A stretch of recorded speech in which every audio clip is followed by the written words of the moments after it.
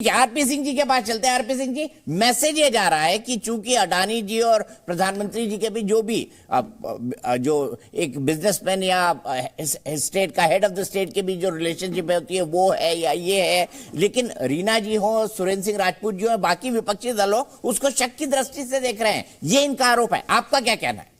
पहली बात तो मैं यहाँ से स्पष्ट कर दूं, प्रधानमंत्री जी कभी भी किसी भी व्यापारी को अपने साथ नहीं लेकर गए विदेश में, ना किसी के व्यापारी के हवाई जहाज में कहीं विदेश या किसी यात्रा में गए। ये झूठा आरोप है, निराधार आरोप है। प्रधानमंत्री जी के बारे में स्पष्ट कर दूं, पहली बात। दूसरी बात, अरे अभी हाल में भगवत मान गए थे जर्मनी, जरा लिस्ट निकाल लीजिए ना, किस किस को साथ लेकर गए थे और कौन कौन साथ गए थे। मैंने आपको अच्छी बात नहीं ना, देखिए अच्छी बात नहीं, देखिए ये दीपक अच्छी बात नहीं। देखो मैं टोकता नहीं ना, ये अपनी तरफ नहीं टोकेगी। रीना जी प्लीज आरपी सिंह जी को अपनी बात कहने दीजिए। तो सबको जानकारी है कि किस किस को साथ लेकर गए थे और क्या क्या हुआ वो कई सारे अखबारों में छपा। मैं इसलिए नहीं बोलना चाहता कोई कल अखबारों के आधार पर मैं कोई आरोप नहीं लगाता, क्योंकि हो सकता है निराधार हो, कल मुझे आप गले से पकड़ लें, मेरे खिलाफ डिफेमेशन का केस डाल दें। परंतु हाँ रीना जी, आप क्या रहिएगा, आपको चिट्ठी आ रही है जो आपने कहा अभी, जिस बारे में आपने प्रधानमंत्री जी को लेकर कहा और कहा कि अडानी के हवाई जहाज में प्रधानमंत्री जी गए थे, इसकी चिट्ठी मैं आपको भेज रहा हूँ तुरंत। अभी मैंने मैसेज कर दिया इसके लिए, क्योंकि निराधार आरोप लगाने का फायदा नहीं। हाँ, परंतु जरा कांग्रेस के दोस्तों से पूछना चाहिए, अगस्ता वेस्टलैंड की जो हाइट का फर्क किया था और लगभग 360 करोड़ रुपए का घोटाला हो गया था, अभी तो मुकदमा चल रहा है उसमें तो जानकारियां सब आ रही है, सबके सब लोग आ रहे हैं। राजीव गांधी फाउंडेशन के अंदर किस किस से पैसे आए थे, उसकी जानकारी जरा पुख्ता कर दें। जाकिर नायक से लेकर नीरव मोदी से लेकर किस किस के पैसे राजीव गांधी फाउंडेशन में आते रहे, उसके बारे में जानकारी दें। वाड्रा जो इनके जीजा श्री हैं, उनके साथ डीएलएफ के साथ क्या क्या डील हुआ, कैसे डीएलएफ ने 65, वो तो कहूँ आज तक ये नहीं बता धंधा क्या करते हैं, 65 करोड़ का इंटरेस्ट फ्री लोन दे दिया। दीपक भाई, आपको कोई 65 रुपए नहीं देगा, सॉरी माफी चाहता हूँ, मतलब होता था दे सकते हो लोग, परंतु कोई मुझे कोई नहीं देगा, भाई नहीं देगा, नहीं मुझे कोई 65 रुपए नहीं देगा, या संजय राजपूत जी को कोई 65 रुपए नहीं देगा। 65 करोड़ रुपए का बिना ब्याज का लोन मिल जाता है, फिर वो बेचते हैं, बेचकर मुनाफा कमाते हैं, फिर वो बिना ब्याज का लोन वापस लेते हैं, मुनाफा अपने घर ले जाते हैं। तो सब कुछ है। बीकानेर में जो घोटाला हुआ उसमें 16 एफआईआर दर्ज है और उसमें इनकी सरकार के रहते हुए भी है, और 4 एफआईआर में वाड्रा साहब का नाम है, ये सबको जानकारी है। तो लंबी फेयर लिस्ट है और जिसमें डॉक्यूमेंट्री एविडेंस है, जिसमें सर हाँ 90 सेकंड हुए नहीं मेरे, जिसमें डॉक्यूमेंट्री एविडेंसेस हैं। यहाँ कृपा कर आपके पास कोई एविडेंस हो तो कृपा कर जाइए ना, थाने में जाइए, कंप्लेंट दर्ज करिए, अपने एविडेंस ले जाइए और जाकर कंप्लेंट दर्ज करिए। मैंने खुद कंप्लेंट दर्ज करी थी कॉमनवेल्थ गेम के मामले में, तो उसमें मुकदमा चला आगे। इस प्रकार आप भी कृपा करिए और कृपा करके रीना बहन बिना सोचे समझे मत भूलिएगा। अब वो जमाना नहीं रहा कि आप कुछ भी आकर उल जुलूल बोल जाएंगे चल जाएगा।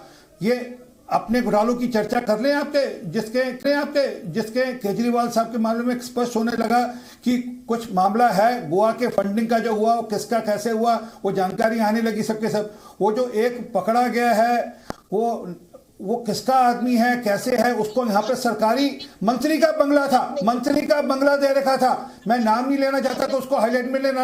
अरे सुनो बहन सुनो, एक मिनट, आपने उसको एक मंत्री का बंगला दे रखा था जिसके माध्यम से पैसे कमाए जा रहे थे। दिल्ली सरकार ने एक मंत्री का बंगला दे रखा था। क्यों दे रखा था मंत्री का बंगला आपने? भाई क्या रिश्तेदारी थी, क्या कारण था, क्यों वो ऑपरेट कर रहा था? ठीक है आरपी भाई, मैं यहां से सीधे सुरेंद्र सिंह राजपूत जी के पास चलता हूं। और बीजेपी ने जो हाउस के अंदर आरोप लगाया, सुरेंद्र सिंह राजपूत जी, उसी का सवाल मैं आपसे पूछ रहा हूं। बीजेपी का यह कहना है कि जीवीके और जीएमएमआर के पास कहां पर एयरपोर्ट संचालन का एक्सपीरियंस था, यह बताइए आप। हम फिर से वही बात कह रहे हैं, हमने तो ये कहा नहीं, हम तो कह रहे हैं कि जीवीके के पास अगर नहीं था तो इससे पहले भारतीय जनता पार्टी क्या सो रही थी? भाई अदालत में जाती या आरोप लगाती? नहीं सर, इनको तो आपने भी ठेका दिया था ना, ये बीजेपी ने कहा क्यों?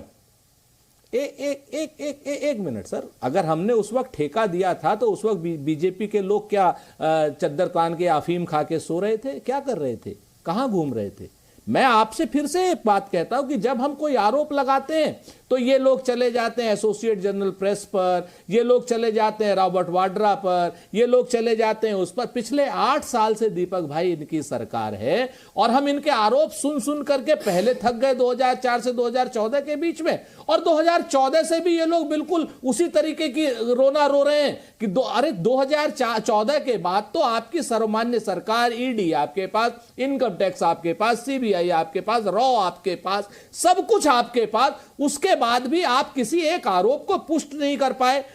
2G आपने कोल स्कैम की बात करी, कोल स्कैम में इकलौता अगर कोई आदमी जेल गया 3 साल के लिए तो वो दिलीप भूरिया गया, वो इनका भाजपा का मिनिस्टर।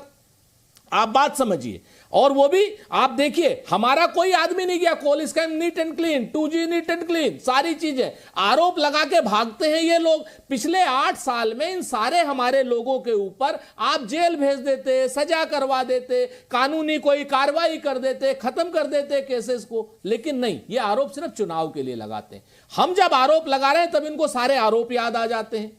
तो ये इन सब चीजों की बात ठीक नहीं है। देश इससे नहीं, आरोपों से देश नहीं चलता। विपक्ष आरोप लगाए हम जवाब देंगे, क्योंकि अगर हम सत्ता में होंगे, लेकिन जब विपक्ष आरोप लगाता है तो सत्ताधारी दल वाले आरोप लगाने लगते हैं। ये एक नई परंपरा है अपने आप को बचाने की। इस तरीके से एस्केपिंग बिल्कुल नहीं होनी चाहिए। सत्ता को अपनी जिम्मेवारी का निर्वहन करना चाहिए कि अगर विपक्ष कोई आरोप लगा रहा है तो उसकी जांच करें। आ गई बात सदन की। सदन में आज क्या नाम हमारे रविशंकर जी प्रसाद जी नाक फुला फुला करके ये नियम का है, वो नियम का है। अरे भाई, हमसे काहे कह रहे हो? आप ओम बिरला जी से लड़ो ना जाकर के। ओम बिरला जी तो भाजपा के सदस्य हैं, इस समय निरपेक्ष रूप से वो सदन के अध्यक्ष हैं, हम उनका पूरा सम्मान करते हैं। उन्होंने नहीं कहा, लेकिन ये बहुत बड़े वकील बन रहे हैं सदन के। जब उन्होंने खारिज कर दी तो उसके बाद उनके आरोपों का क्या मतलब? निराधार आरोप लगा रही है सत्ताधारी पार्टी अपने आप को बचाने के लिए, प्रधानमंत्री जी की प्रॉक्सिमिटी बचाने के लिए, गौतम अडानी जी के साम्राज्य को बचाने के लिए। शेल कंपनियों की जांच क्यों नहीं करते हैं ये लोग?